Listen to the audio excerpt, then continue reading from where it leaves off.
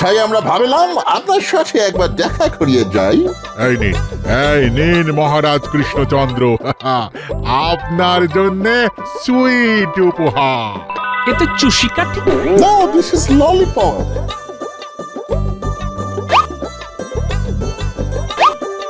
ধন্যবাদ ধন্যবাদ। প্রহরী, তুমি এনাদের জন্য পুষ্পস্তবক নিয়ে এসো। যথাজ্ঞা মহারাজ।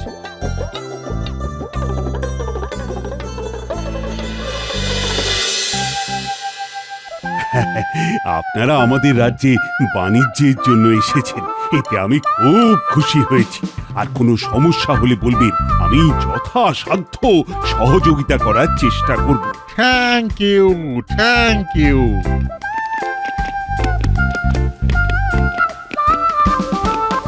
মহারাজ, ওরা আপনাকে ললিপপ দিল আর আপনি শুধু ফুল দিয়ে তাড়িয়ে দিলেন। তাড়িয়ে কোথায় দিলাম মন্ত্রী? ফুলের চেয়ে সুন্দর কিছু হয় না, তাই আমি মনে করি ফুলই হলো শ্রেষ্ঠ উপহার। না মানে ওরা আপনাকে খাবার জিনিস দিল, আপনিও ওদের খাওয়াতে পারতেন। মন্ত্রী মশাই, আপনি অন্তত খাবার নিয়ে কথা বলবেন না। এত খাচ্ছেন তবুও তো শরীরে কিছু লাগছে না। ফুলের ঘায়েও যেন আপনি মূর্ছা যান। কি বললে? আমি ফুলের ঘায়ে মূর্ছা যাই?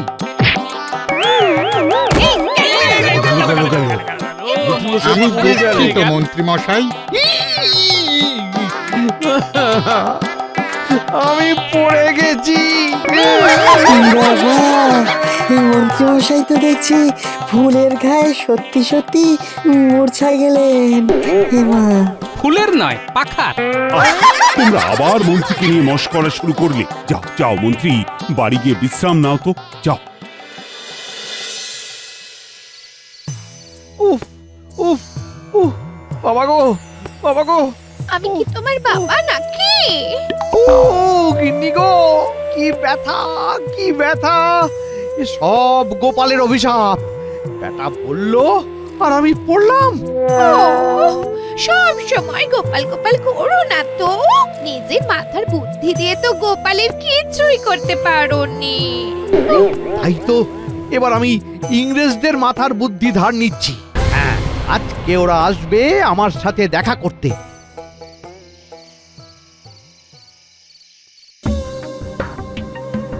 গুড ইভিনিং মন্ত্রী। ইভিনিং, গুড ইভিনিং, শুভ সন্ধ্যা। সন্ধ্যার শুভ নেই সাহেব, সন্ধ্যার শুভ নেই। একদিকে গোপালের মন্ত্রণা, তার উপর কোমরে যন্ত্রণা। তারপর তো সেই ব্যাপার, মন্ত্রী মশাই চিৎপটাং।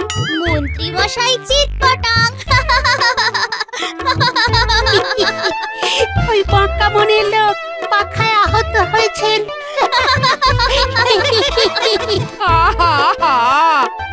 বলি সারাক্ষণ এই গুলতানি দিয়ে কাটাবে নাকি? নাতি নাতি গুলোকে তো একটু পড়তে বসাতে পারো। এতটুকু জীবনে শান্তি নেই। এই যা, তোরা বাড়ি গিয়ে পড়তে বস গিয়ে যা। তারপর বলুন, খাবার কেমন লাগছে?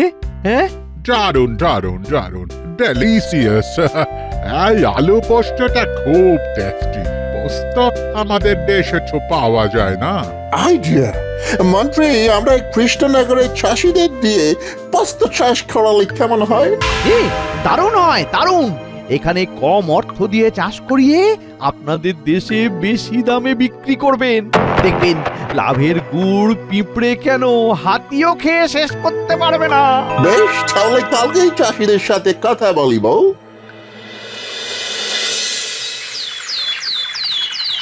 না না না, এ সম্ভব নাকি?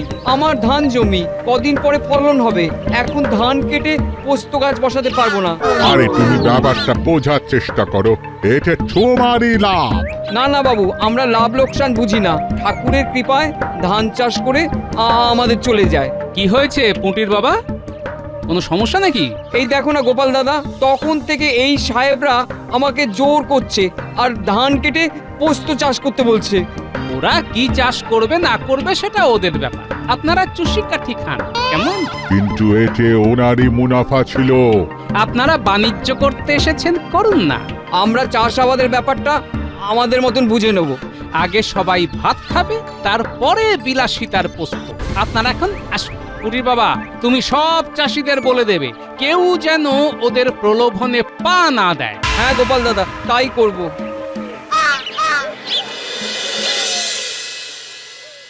বুঝলে মন্ত্রী, একটাও চাষি পোস্ত চাষ করতে রাজি হলো না। আর হবে না কি করে? চাষিরা সবাই গোপালকে গড আই মিন ভগবানের মতো মেনেই চলে। ওই গোপালই আমার কপালটা পুড়িয়ে দিল। দেখুন, ওই চাষিদের মাথার ছাদ গোপাল আছে, আর গোপালের মাথার ছাদ হচ্ছেন মহারাজ। তুমি কি বলতে চাইছো মন্ত্রী? একটু খোলসা করে বলো তো। শুনুন শুনুন শুনুন, আমার কাছে একটা জবরদস্ত পরিকল্পনা আছে, যেটা অনুযায়ী কাজ করলে স্বয়ং মহারাজ ভিজে বিড়ালের মতন মিউ মিউ করবে। বলো মন্ত্রী। আচ্ছা, এটা ভালো বুদ্ধি দিয়েছো মন্ত্রী। তোমার কথা অনুযায়ী তাহলে কাজ শুরু হয়ে যাবে। হ্যাঁ, তাহলে আর কি?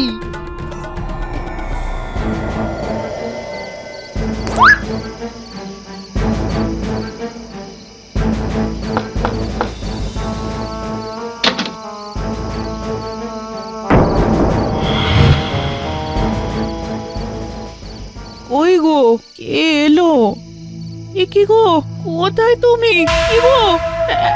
এই এই পুটি, পুটি, ওঠ মা ওঠ, তোর বাবা কোথায় গেল বলতো?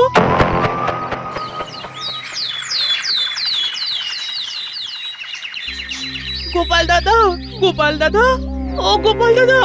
আরে পুটির মা, বলো বলো, এত হাঁপাচ্ছ কেন?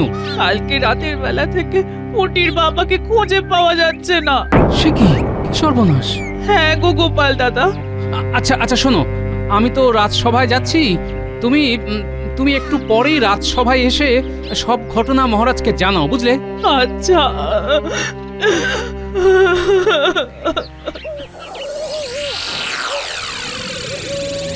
হায় হায় হায় হায় হায়, এবার আবার কি হবে?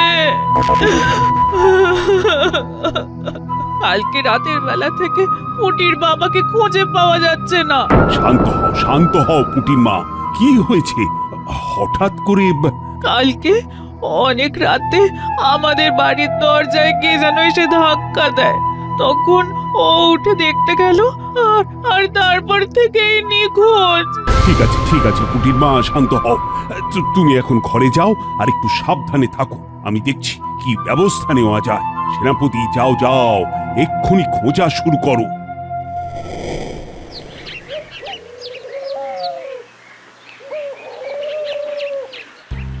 এ কি, বলা নেই কওয়া নেই, হঠাৎ করে দিনে দুপুরে ভোলার দোকান বন্ধ কেন?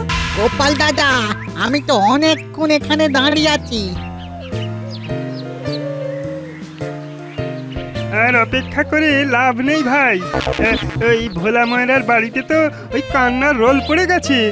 কালকে রাত থেকে ভোলাদা নিখোঁজ। হ্যাঁ, বলিস কি রে? সে কি, ভোলাও নিখোঁজ, পুটির বাবাও নিখোঁজ? না, ব্যাপারটা নিয়ে তো ভাবতে হবে।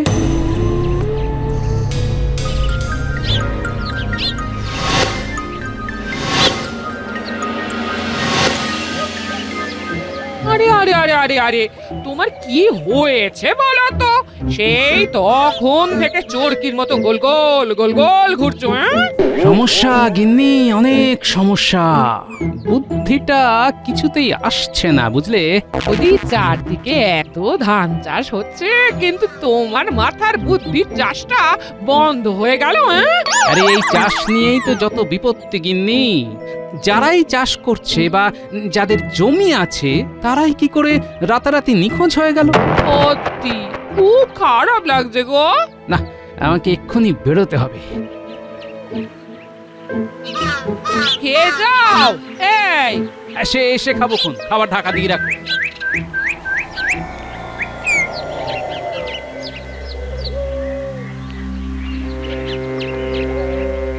কি রে?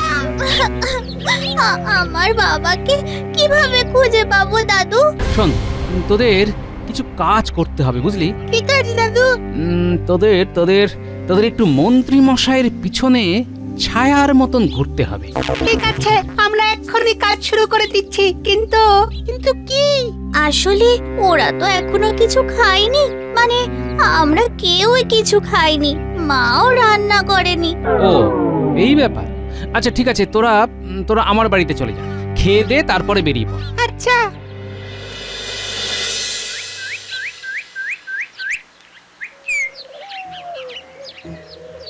এই উল্টে মন্ত্রী মশাই এই বিকেলে কোন দিকে যাচ্ছে বলতো? এদিকে তো ওনার বাড়িও না, আবার বাজারও না। আরে এটাও বুঝলি না? ওদিকে ওনার ডান হাত বাঁ হাত বটা ঘটা কাকাদের বাড়ি। চল তো তাহলে পার টিপে টিপে পিছু পিছু যাই। হ্যাঁ তাই চল।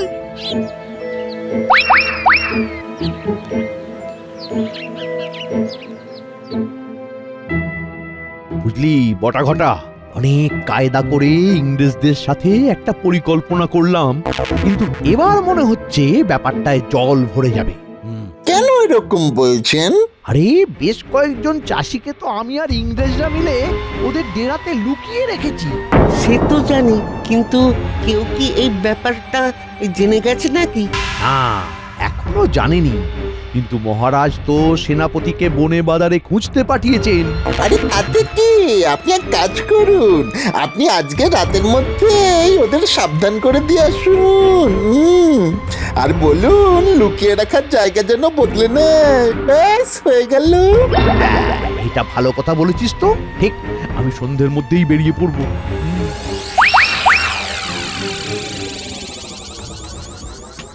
আচ্ছা, তাহলে আমার সন্দেহই ঠিক হলো, সবই ওই পোস্ত চাষ করতে রাজি না হওয়ার ফল।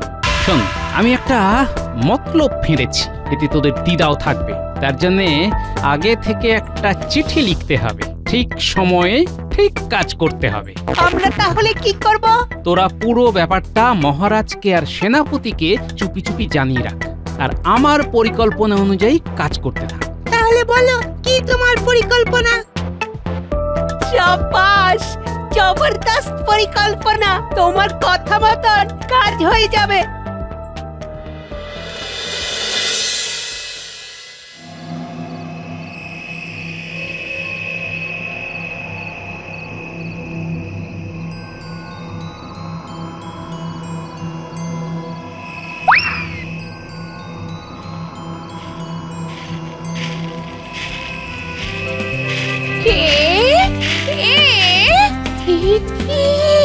গোপাল বউ, তুমি এই সময়? আহা, আমি কি আসতে পারি না দিদি? কিন্তু হঠাৎ করে এই সন্ধ্যেবেলা? শুনুন না, আমার কথা আমার জন্য একটা গয়না কিনে এনেছে। এ চলুন না, আপনাকে দেখাবো, চলুন। হ্যাঁ, আর যদি আপনার পছন্দ হয়ে যায় তখন আপনিও আপনার কর্তা ঠাকুরের কাছে বায়না করবেন। বেশ, চলো তবে।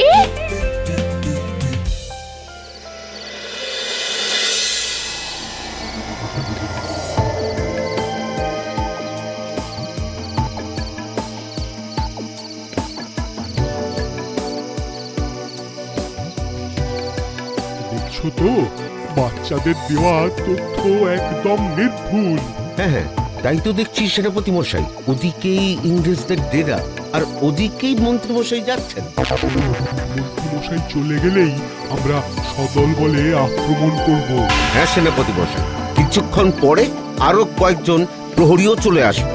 এখন শুধু দূর থেকে লক্ষ্য রাখো।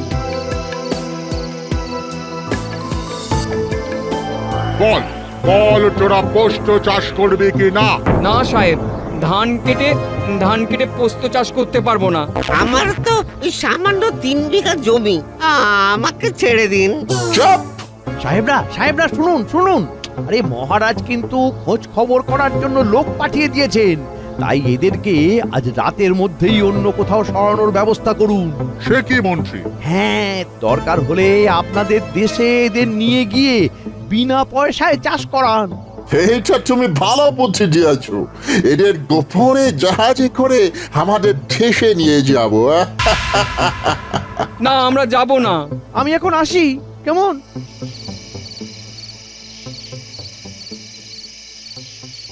ওরে তোদের কর্তার বিপদ, মন্ত্রী মশাইয়ের খুব বিপদ। চল চল। সে কি? কোথায়? আরে চল তো আগে।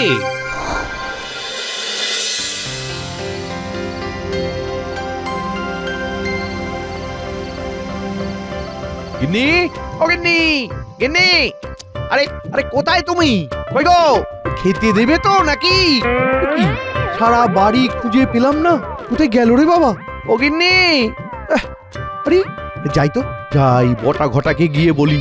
গিন্নি না বলে কয়ে এত রাতে কোথায় চলে গেল?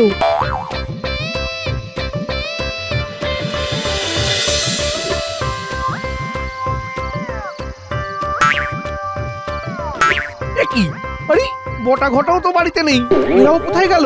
কি হচ্ছেটা কি? এখন আমি কাকে খুঁজবো? একুল ওকুল দুকুল হারিয়ে গেল আমার। এ কেমন রান্না হয়েছে বললেন না? সে তো ভালোই হয়েছে, কিন্তু গয়না তো দেখালে না। গয়না?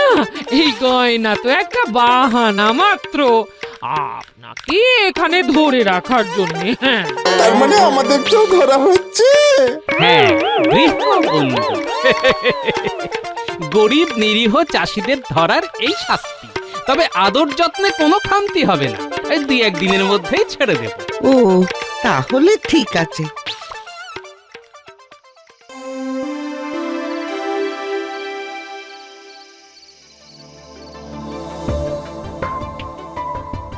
এটা কিন্তু খুব খারাপ হচ্ছে।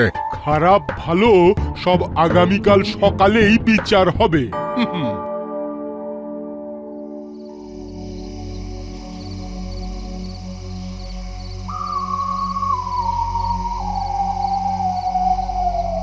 কি কি সব গেল কোথায়? সাহেবরাও তো দেখছি চলে গেছে। আমার সাথে এটা কি হচ্ছে? আমি তো মাত্র কয়েকটা চাষিকে নিখোঁজ করেছিলাম, এখন তো দেখছি আমার কাছের লোক সবাই নিখোঁজ হয়ে যাচ্ছে। কাল সকাল হলেই মহারাজকে জানাবো। হ্যাঁ,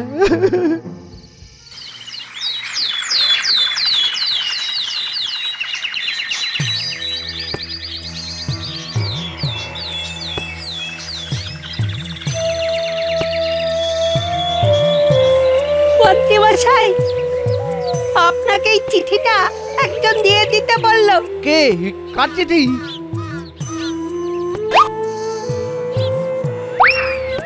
প্রিয় স্বামী, আমি তোমাকে ছেড়ে চলে গেলাম। আমি যেখানেই আছি খুব ভালো আছি, আর তোমার কাছে ফিরবো না। তুমি একা একাই থাকো, হাত পুড়িয়ে খাও, বিদায়। ইতি শুধুমাত্র তোমার গিন্নি।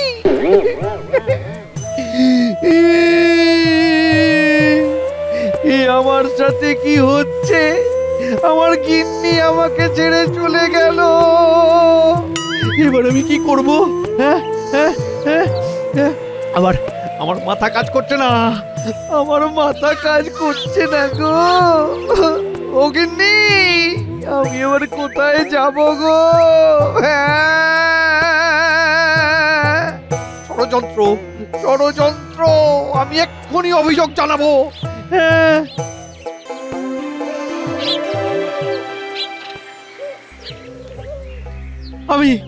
আমি এসেছি মহারাজ, আমি সর্বহারা হয়ে গেছি।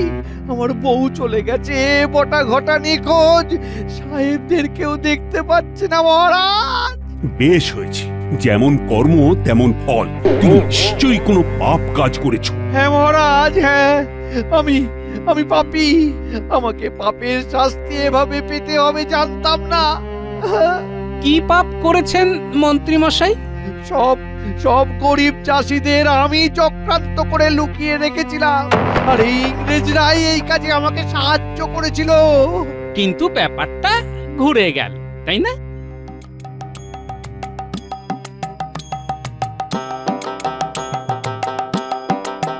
আমি এসেছি, টুকি।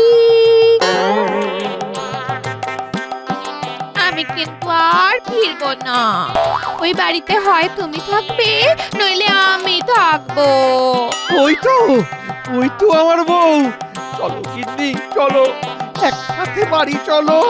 না মন্ত্রী না, তুমি আর বাড়ি ফিরতে পারবে না। তুমি এক্ষুনি নিজের মুখে সব দোষ স্বীকার করেছো, তাই এখন তোমার স্থান হলো কারাগারে।